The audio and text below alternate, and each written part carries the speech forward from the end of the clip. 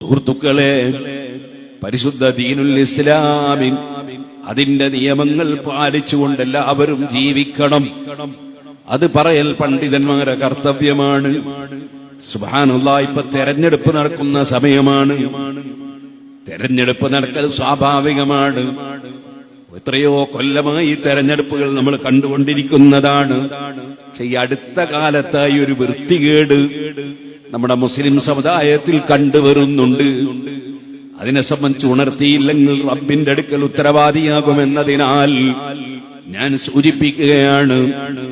നല്ല യുവതികളായ സ്ത്രീകൾ അവരുടെ ശരീരത്തിൽ മറക്കേണ്ട സ്ഥലങ്ങളൊന്നും മറക്കാതെ തലമുടി തുറന്നിട്ടുകൊണ്ട് മാറിടം കാണിച്ചുകൊണ്ട് കൈത്തണ്ട പുറത്താക്കിക്കൊണ്ട്, അങ്ങനെ ഞാൻ എണ്ണിപ്പറയണ്ടല്ലോ, സുബ്ഹാനല്ലാഹ്, റോട്ടിലേക്ക് ഇറങ്ങി അന്യപുരുഷന്മാരോട് കൂടെ തുള്ളിക്കളിക്കുന്നതും ഒന്നിച്ച് അതാ സെൽഫി എടുക്കുന്നതും അതുപോലെ തുടങ്ങിയിട്ടുള്ള ഒരുപാട് കാര്യങ്ങൾ പരിശുദ്ധ ദീനുൽ ഇസ്ലാമിന്റെ ശരീഅത്തിന്റെ നിയമങ്ങളെ പിച്ചു ചീന്തുന്ന വിധത്തിൽ, എന്തിനധികം പറയണം, സ്വന്തം ആങ്ങളെയും പെങ്ങളും പോലെ അല്ലെങ്കിൽ ഭാര്യയും ഭർത്താവും പോലെ അന്യപുരുഷന്മാരുമായി ഇടകലരുന്നൊരു സ്വഭാവം സുബ്ഹാനല്ലാഹ് നമ്മൾ നേരത്തെ പഠിച്ചതാണ്.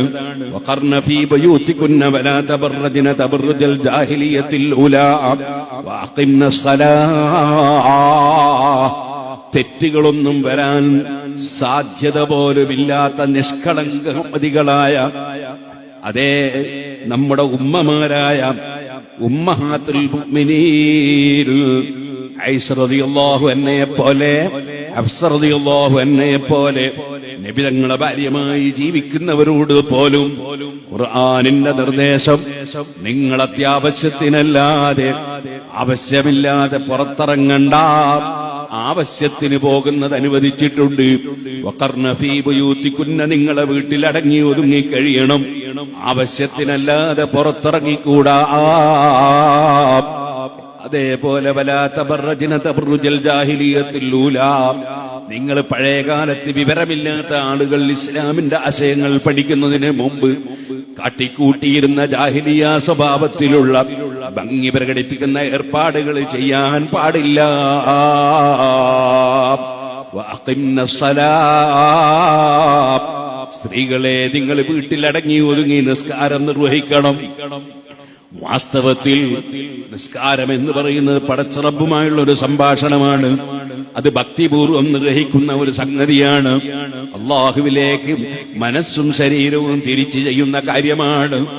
എന്നിട്ട് പോലും അതിന് പോലും സ്ത്രീകളെ നിങ്ങൾ വീട്ടിൽ നിന്ന് പുറപ്പെടണ്ട, മറിച്ചു വബയൂതുന്ന ഖൈറുൽ ലഹുന്ന, സ്ത്രീകൾക്ക് അവരെ വീടാണ് നിസ്കാരത്തിന് ഖൈർ എന്ന് പഠിപ്പിച്ചുകൊണ്ട് പരിശുദ്ധ ഇസ്ലാമിക ശരീഅത്ത് പഠിപ്പിച്ചു എന്ന നേതാവ് മുഹമ്മദുർ റസൂലുള്ളാഹി സല്ലല്ലാഹു അലൈഹി വസല്ലം തങ്ങൾ പഠിപ്പിച്ച ആശയം അത് കാറ്റിൽ പറത്തിയിട്ട് ഇവിടെ ഒരിക്കലും തന്നെ രാഷ്ട്രത്തിനോ സമുദായത്തിനോ നന്മ ചെയ്യാൻ കഴിയുമെന്ന് ഒരാളും ചിന്തിച്ചു പോകല്ലേ.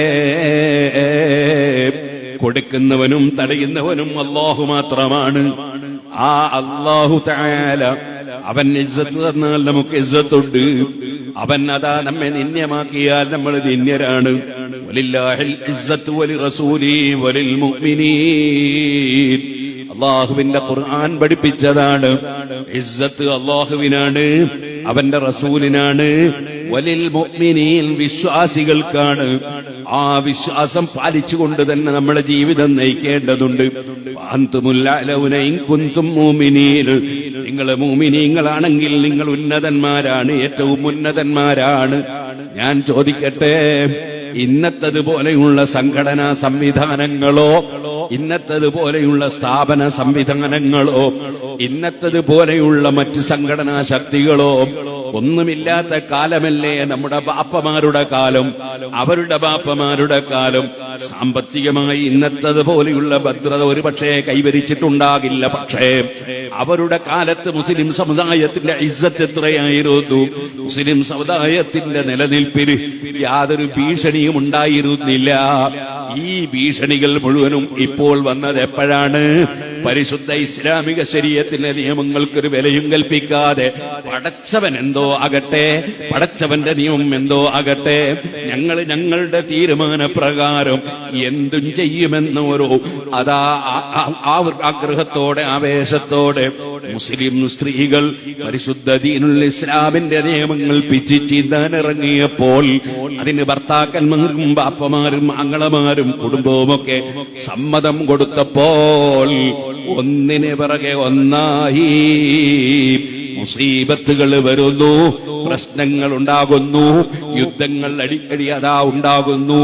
അങ്ങനെ തുടങ്ങിയിട്ട് സ്വന്തം വീട്ടിൽ അടുപ്പിൽ കത്തിക്കാൻ പോലും കഴിയാത്ത സാഹചര്യത്തിലേക്ക് മൊത്തം സമുദായം മാത്രമല്ല, ഈ സമുദായത്തിന്റെ പേരിലല്ലേ മറ്റുള്ളവർ കൂടി കാവല് കിട്ടേണ്ടത്. ഈ സമുദായം പിഴക്കുമ്പോൾ മറ്റുള്ളവർക്കടക്കം അതിന്റെ ഭവിഷ്യത്ത് അനുഭവിക്കേണ്ടി വരുന്നു. ഇതിനെ സംബന്ധിച്ച് നല്ല ബോധം മുസ്ലിം സമുദായത്തിനുണ്ടാകണം എന്ന് ഏൽപ്പിക്കപ്പെട്ട ഉത്തരവാദിത്വം നിർവഹിക്കുക എന്ന നിലക്ക്, അള്ളാഹു ഏൽപ്പിച്ച ഉത്തരവാദിത്വം എന്ന നിലക്ക് ഈ കാര്യം നിങ്ങളുടെ എല്ലാവരുടെയും ശ്രദ്ധയിൽപ്പെടുത്തി നമ്മുടെ കുടുംബത്തെ നമ്മൾ ശരീഅത്തിന്റെ നിയമപ്രകാരം തന്നെ ജീവിക്കാൻ നമ്മൾ പ്രചോദനം നൽകണമെന്ന് വസിയ്യത്ത് ചെയ്തുകൊണ്ട് ഞാൻ എന്റെ വാക്കുകൾ നിർത്തുന്നു. അല്ലാഹു സുബ്ഹാനഹു വ തആല നമ്മളെല്ലാവരെയും അവൻ പൊരുത്തപ്പെട്ട അടിമകളിൽ പെടുത്തട്ടെ.